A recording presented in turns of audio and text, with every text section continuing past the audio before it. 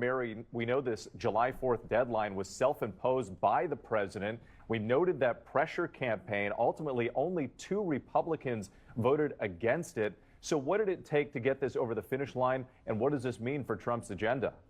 Well, Whit, there is no question this is a massive victory, a huge win for President Trump, by far his biggest legislative victory so far in his second term. But this did not come easy. The president and Speaker Johnson had to put down a Republican revolt. This took a lot of arm twisting, cajoling, and haggling. The president deeply involved himself. He's been working the phones over the last 24 hours, even meeting here at the White House with the holdouts in person. Whit, at one point, he was even handing out Trump merchandise and swag. And of course, he was applying a lot of pressure to people. I can only imagine how some of those conversations, phone calls, and different things went behind closed doors. Listen, if you don't do this, if you don't back this bill, you know you heard a lot of that going on. If you don't back this bill.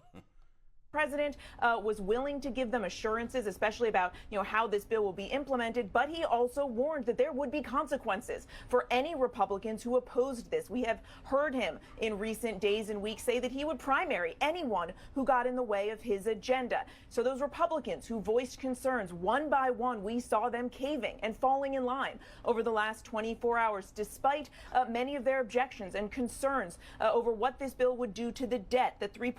How is that even allowed for somebody to do that? How is that either side, Democrat or how are you allowed to do that? Like, come on, it's just extortion.